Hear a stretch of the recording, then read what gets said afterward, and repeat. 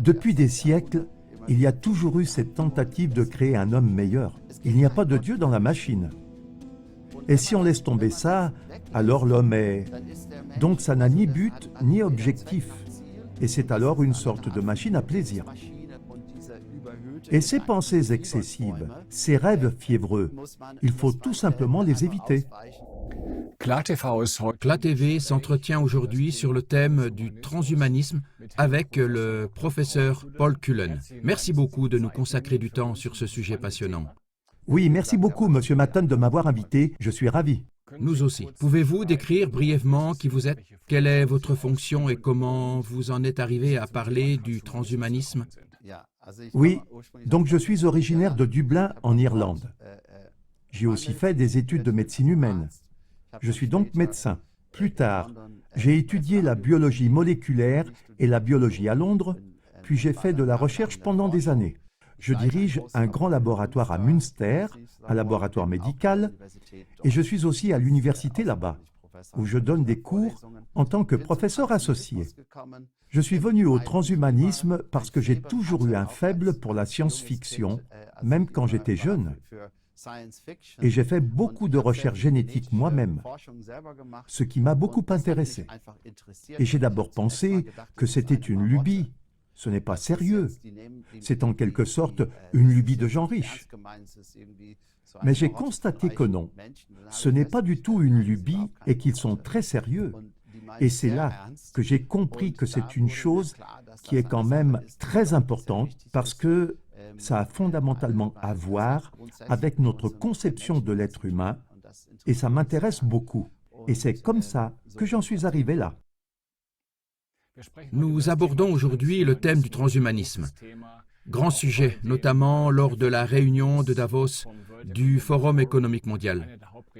L'un des principaux orateurs était Yuval Harari, je dirais même le prophète du Forum économique mondial, en ce qui concerne les visions de l'avenir de l'humanité. Il proclame cette arche de salut. Cela s'explique par le fait que dans la 4e révolution industrielle, qui est très fortement basée sur l'IA, l'homme ne peut en principe pas suivre le rythme, dit Harari. Cela signifie qu'à plus ou moins long terme, si l'homme n'optimise pas ses capacités, c'est-à-dire s'il ne parvient pas à suivre le rythme de l'IA, il finira par disparaître, quelque part, comme un être inutile, conformément à la doctrine de Darwin, totalement inutile. Comment cette optimisation humaine, ce transhumanisme se présente-t-il dans la pratique sur le plan purement physique? Qu'est-ce qui doit être manipulé chez l'homme?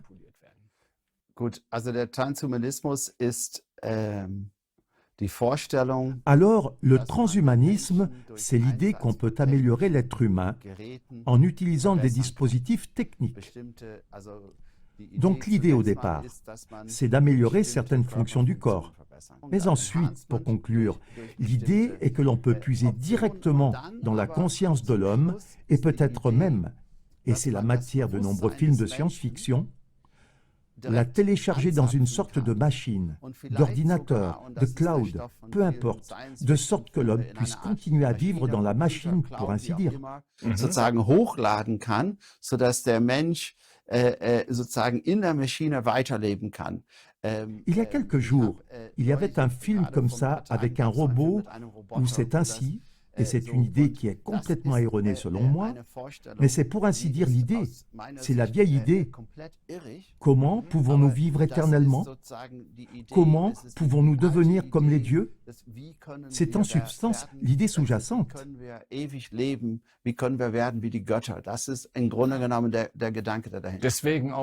C'est pourquoi l'Homo Deus, c'est-à-dire l'homme-dieu, comme l'appelle aussi M. Harari, c'est ce qu'il veut créer. Si l'homme devait être optimisé, c'est-à-dire qu'on pourrait le programmer d'une manière ou d'une autre, je ne sais pas, par une puce ou autre, pour qu'il soit par exemple comme Beethoven. Tout à coup, on peut faire de chaque homme un Beethoven. Est-ce que ce serait possible techniquement? Non.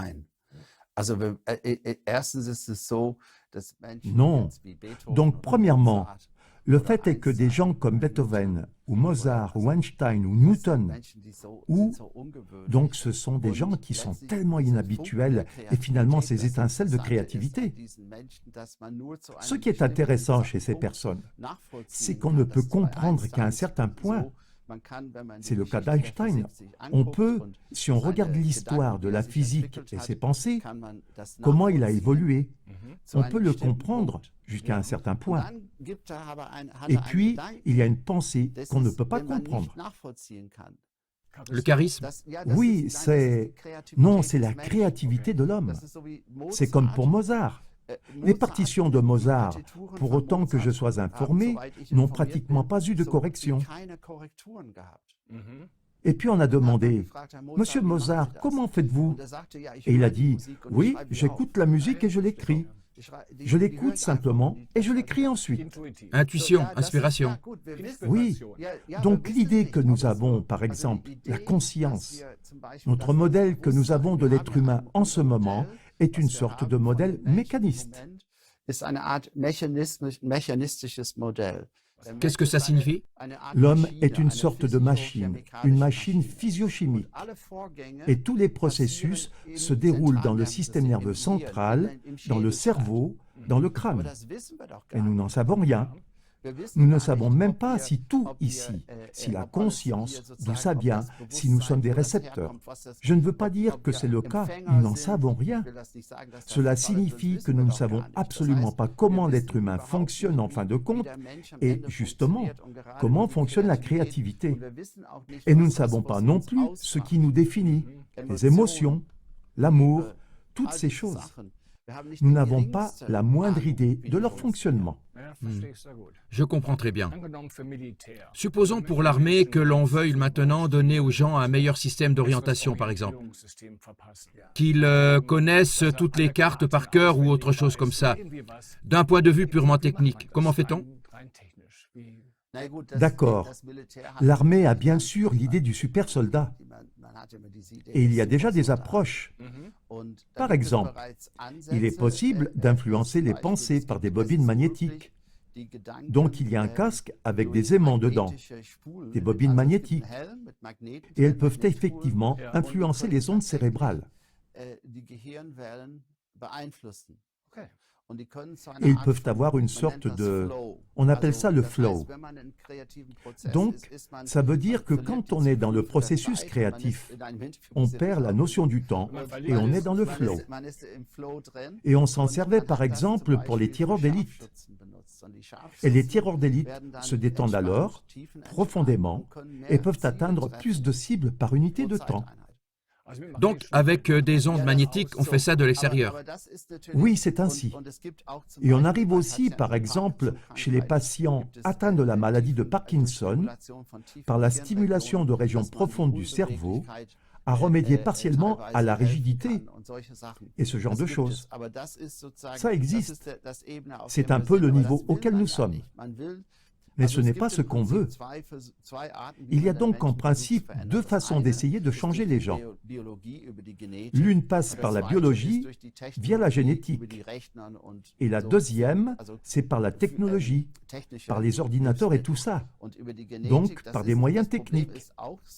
Et sur la génétique, le problème est que nous ne comprenons pas non plus la génétique. Donc je suis assez vieux. Je me souviens très bien du moment où le génome humain a été séquencé. On a fait des paris sur le nombre de gènes de l'homme. Et nous avons tous pensé que nous avions plus de gènes que les animaux, etc. La plupart du temps, on a environ 100 000, 150 000 gènes. Au final, il y en avait 26 000 ou 27 000. Et l'autre problème, c'est qu'on ne peut plus savoir ce qu'est un gène. Il y a tellement de variations, il y a l'épigénétique, etc. C'est comme en physique. Plus on regarde la matière de près, plus elle se désagrège entre les doigts. C'est exactement ce qui se passe. Et nous n'avons par exemple fondamentalement pas de réponse en biologie à la question de savoir ce qu'est la vie. Et on peut par exemple, comme expérience de pensée, on a une cellule et la cellule est vivante, et puis il y a la cellule morte, donc elle vient de mourir. Toute la matière, tout est là, toute la machinerie est là. Il ne manque que la vie. Mais la vie manque et on ne peut pas redémarrer cette cellule. Et qu'est-ce qui manque? Qu'est-ce qui se trouve dans la cellule vivante et qui n'est pas identique dans la cellule non vivante? Certainement rien de mécanique. Voilà. Et c'est un problème fondamental que nous avons avec le transhumanisme.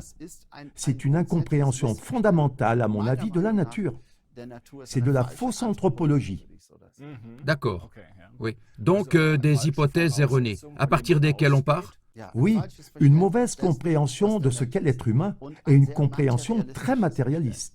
Et je pense personnellement que sans une dimension transcendante, je vais appeler ça de manière générale. Que signifie transcendant? Oui, donc il y a un Dieu, ou qu'il y a une réalité derrière la réalité, que cette réalité n'est pas la véritable, qu'il y a une réalité derrière la réalité, une autre réalité, qui est pourtant la véritable.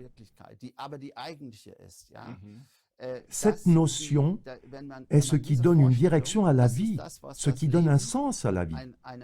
Et si on fait abstraction de cela, l'homme n'a ni but ni objectif, et il est alors une sorte de machine à se divertir. Il y a différentes formes que l'on peut avoir, mais c'est beaucoup trop réducteur. Et c'est d'ailleurs, selon moi, une mauvaise compréhension de la science actuelle. Mais cela nous mènerait trop loin. Selon moi, ce n'est pas seulement faux en surface ou faux dans les détails, mais c'est fondamentalement faux.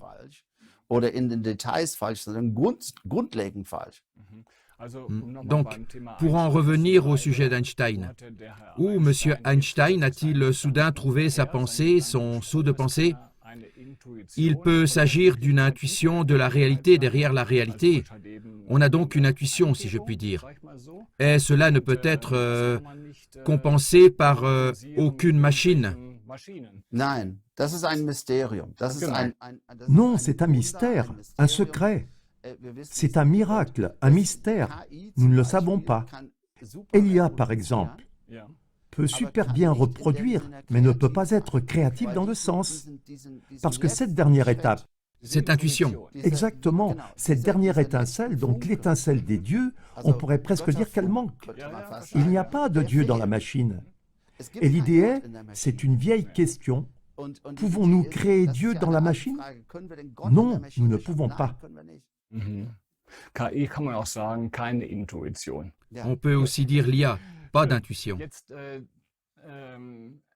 Maintenant, M. Cullen, ce thème de vouloir améliorer, optimiser l'humanité et l'homme n'est pas nouveau. Il existait déjà sous le communisme. Et pour dire ce qui est, ça n'a jamais fonctionné. Ça a plutôt toujours raté. Pouvez-vous nous dire quelque chose à ce sujet? Oui, il y a toujours eu cette tentative depuis des siècles. On tente de créer l'être humain parfait, Utopia. Donc pas seulement une nouvelle société. Utopia de Thomas More, c'était la nouvelle société. Et on a dit, non, nous voulons créer la nouvelle société à travers la création de l'homme nouveau. Et bien sûr, il y a eu un véritable essor en Angleterre avec Darwin. Darwin lui-même n'a jamais exigé cela. À mon avis, ce darwinisme social est une compréhension grossière de ce que Darwin a réellement dit. Et cela a été transféré du monde biologique au monde social, où ça n'a pas sa place. Mais ensuite, on a eu l'idée de l'eugénisme, pas seulement en Allemagne, mais aussi en Angleterre et en Amérique. En quoi est-ce l'eugénisme? Oui, dans les années 30.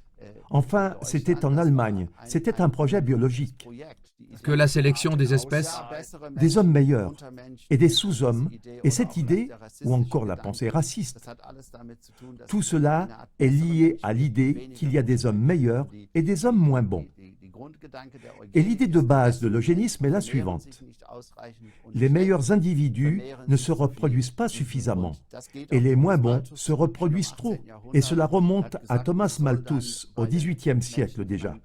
Il a dit qu'il fallait installer les gens qu'on ne voulait pas, les pauvres, près des marais, pour qu'ils attrapent la malaria et tout ça, parce que ça rétablirait l'équilibre. Et c'est donc une idée très ancienne. C'était aussi le cas en Union soviétique. On ne voulait pas seulement créer une nouvelle société, mais aussi un nouvel homme. On l'appelait Homo soviéticus. Qui serait alors également compatible avec la société. On a pensé que si nous éliminions les injustices dans la société, c'est-à-dire si nous faisions du matérialisme dialectique, Nivelé. alors l'homme serait libéré. Il n'aurait pas besoin de travailler beaucoup, quelques heures par jour. Et le reste du temps, il pourrait s'améliorer. Et alors, chacun aurait le potentiel de devenir un Tolstoï, etc. Bien sûr, ça n'a pas du tout fonctionné. L'économie n'a pas fonctionné non plus. Mais un des problèmes avec ce genre de choses, si l'on prend l'exemple de l'Union soviétique, c'est-à-dire la révolution russe de 1917, c'est qu'au début des années 20, il était déjà clair que l'économie ne fonctionnait pas. Ensuite, on a réintroduit un peu de capitalisme, puis Staline est arrivé au pouvoir. Cela signifie donc qu'il était clair très tôt que le système ne fonctionne pas sur le plan économique. Mais on n'a pas laissé faire. On a dit « Ok, on va trop vite, on va faire un peu de capitalisme ». C'était le New Economic Programme, le NEP. Et puis, on a fait évoluer la société. Pour s'acclimater. Oui, exactement. En partie grâce à l'aide américaine, comme nous le savons maintenant. Oui, c'est intéressant. En tout cas, ensuite, Staline est arrivé et il a dit « Maintenant, nous voulons aller à toute vitesse.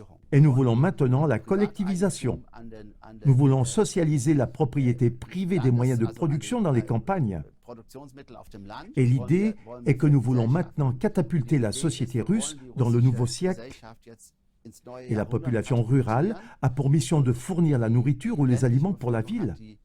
Et c'est dans la ville que la révolution a lieu. Les paysans en Union soviétique ont d'abord soutenu la révolution parce qu'ils pensaient pouvoir récupérer un peu de terre, parce qu'il y avait la propriété foncière auparavant. Et puis on a dit collectivisation en Ukraine. Et puis en principe, on peut imaginer que les soldats sont arrivés et ont voulu avoir la récolte. Et puis les paysans ont dit oui, vous pouvez avoir la récolte, mais vous devez nous payer pour la récolte. Et puis les soldats ont dit « Non, non, camarade, tu as mal compris, c'est pour la révolution. » Et ils ont confisqué les récoltes. Il n'y a pas eu de recette. L'année suivante, les soldats sont revenus et ont à nouveau exigé la récolte. Et puis ils ont caché la récolte. L'année suivante, ce n'était pas exactement comme ça, mais schématiquement, on commençait à brûler les récoltes plutôt que de les donner gratuitement. Et puis on a dit que ça ne pouvait pas continuer. On a alors imposé la collectivisation par la force. La collectivisation signifie qu'il n'y a plus de grands propriétaires terriens et que tout appartient à l'État. Exactement. Et on a aussi déplacé les gens ailleurs pour les couper de leurs racines. Et cela a entraîné une famine dans les années 30 en Ukraine, qui est l'une des régions les plus fertiles de la planète et traditionnellement, on peut dire, le grenier de toute la région. C'est ce qu'on appelle l'Holodomor. 5 millions de personnes en sont mortes. Nous ne savons pas exactement combien sur une population de 25 à 30 millions d'habitants à l'époque. Et c'est là que ça conduit. Donc on pense qu'on va se rendre compte que ça ne marche pas et abandonner cette idée. Mais non, ça ne se fait pas. Qu'est-ce qu'on fait? On redouble d'efforts. Et ça ne marchera pas, parce que ça ne peut pas marcher, parce que c'est contre la nature des gens. Que fait-on alors? On redouble d'efforts. Oui, je comprends. Et c'est là que je vois que si ces technologies sont un danger, je ne vois pas tellement le danger dans une prise de contrôle du monde, mais je vois plutôt le danger dans le fait qu'on essaye d'imposer toujours et encore ses pensées. Et c'est là que réside le grand danger pour nous.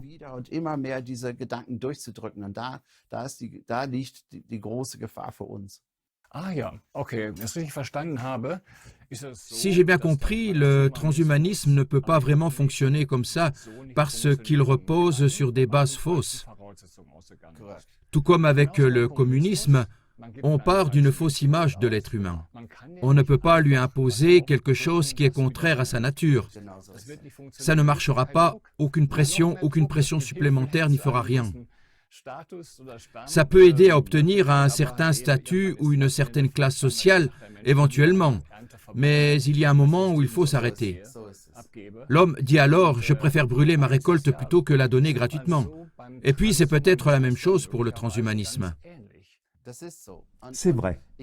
Je pense que lorsqu'il y a une avancée technologique, nous n'avons aucun exemple qui montre qu'elle sera annulée. Donc ces choses sont dans le monde. L'IA est dans le monde. Ces possibilités d'améliorer technologiquement la vie des gens sont dans le monde. Tout dépend de la manière dont nous les utilisons. Si nous utilisons cette technologie en accord avec la nature humaine, ça peut vraiment être extrêmement positif. Je ne suis pas opposé à la technologie, pas du tout. Nous l'utilisons tous les jours dans mon propre laboratoire et elle nous aide beaucoup. Mais c'est la mauvaise mise en place. Et cette mauvaise mise en place provient d'une fausse image de l'homme. Je comprends très bien. Un être humain est donc plus qu'une simple machine qui peut en quelque sorte reproduire des choses et dans laquelle des choses se produisent. Tout ce thème de l'intuition, qu'est-ce qui caractérise l'être humain de toute façon? Comment interagit-il peut-être aussi avec le cosmos? Ou comment interagissons-nous encore entre nous? Toute cette histoire, on ne l'a pas encore vraiment étudiée. Non, on ne l'a pas du tout étudiée, même pas en partie. Monsieur Cullen, merci beaucoup pour cet entretien passionnant. Avec plaisir, merci de m'avoir invité. CLA-TV est un véritable miracle. Tous les collaborateurs de CLA-TV travaillent exclusivement bénévolement pour toi. CLA-TV ne fait pas d'appel aux dons. CLA-TV propose toutes les vidéos, tous les documentaires, tous les interviews, etc. en téléchargement libre et gratuit. Et toi, que peux-tu faire pour CLA-TV? Transmets cette courte vidéo à tes contacts qui ne sont pas encore abonnés à CLA-TV. Et recommande notre chaîne CLA-TV. Nos équipes de bénévoles se réjouissent pour chaque nouvel abonné.